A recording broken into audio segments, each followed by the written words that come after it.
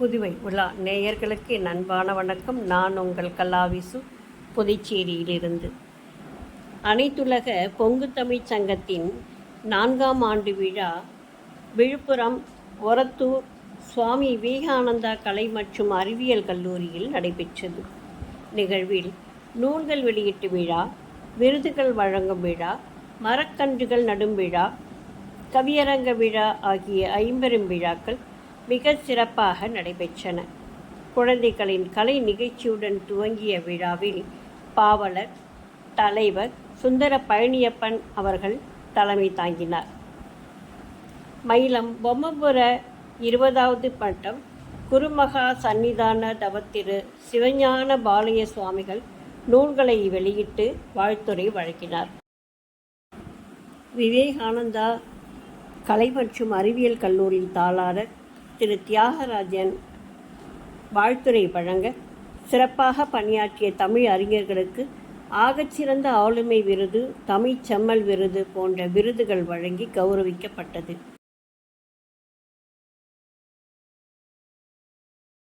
சீரும் சிறப்புமாக நடைபெறுகின்ற காரணம் என்ன சொல்லும்போது அவர் சொல்லுகின்ற போது செய்தியை சொன்னார்கள். நான் சொன்னம் சைபர் ஒன்று பக்கத்தில் எத்தனை சைபர் போட்டால் அது மதிப்போ அதுக்கோ தன்னை ஒரு சாதாரண ஒரு தொண்டனாக்கி கொண்டு உடல் இருப்பவர்களையாம் உயர்ந்த நிலையில் பார்த்தால்தான் இந்த தமிழ்ச்சங்கம் வளரும் என்ற ஒரு பெரிய தத்துவத்தை அவர்கள் மனதிலே கொண்டிருக்கின்றார். அதனுடைய விளைவாகத்தான் இன்றைக்கு 3 ஆண்டுகள் முடிந்து 4ஆம் ஆண்டு தொடக்க விழாவிலே இவ்வளவு தமிழ்நாடு முழுக்க நாகர்கோவில், சுசீந்திரம், சேலம், இப்படி பல்வேறு கோயம்புத்தூர் பல்வேறு இடங்களே வந்திருக்கின்ற பெரிய ஒரு முயற்சி தான் காரணம். அன்பர் பெருமக்களே, இந்த சங்கத்தினுடைய பெயர் அனைத்துலக பொங்கு தமிழ் சங்கம்.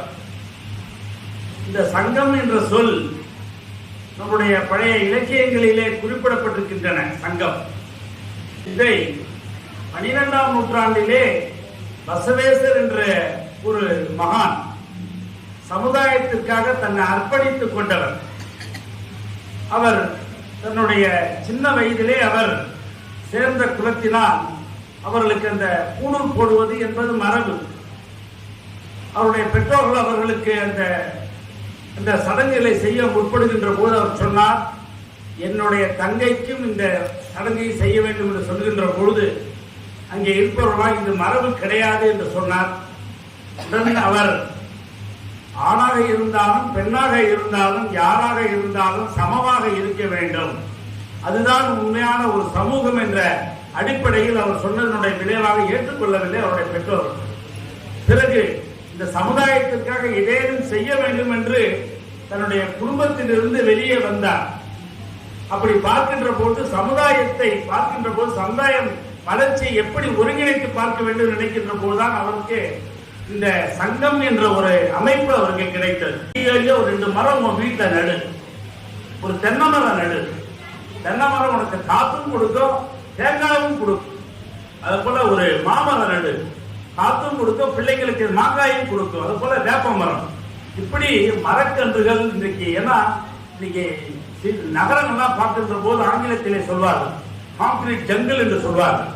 உண்மையிலே இன்னைக்கு நீங்க பார்க்கக்கூடிய பெங்களூர் உங்களுக்கு எல்லாம் தெரியும். பல பேருக்கு பழமையான பெங்களூர் 40 ஆண்டுகளுக்கு முன்பு இந்த பெங்களூர் தெரியும். இப்போது பெங்களூர் மாறிவிட்டது. எனக்கு தெரியும், 45 ஆண்டுகளுக்கு முன்பாக 20-25 அடியில தண்ணி இருக்கு அந்த பெங்களூர் நகரத்திலே. இன்றைக்கு கேள்விப்படுகின்றேன் 300 அடிக்கு மேலான தண்ணி, அதுவும் நல்ல தண்ணி இல்லை என்று சொல்லுகின்றார். காரணம் இதுக்கு இந்த மரக்கன்றுகள் நடும் விழா என்பதை ஒரு பெரிய இயக்கமாக நாம் கடைபிடிக்க வேண்டும். இன்னைக்கு எல்லாருமே இன்னைக்கு கிராமத்தை நோக்கி வருகின்றார்கள்.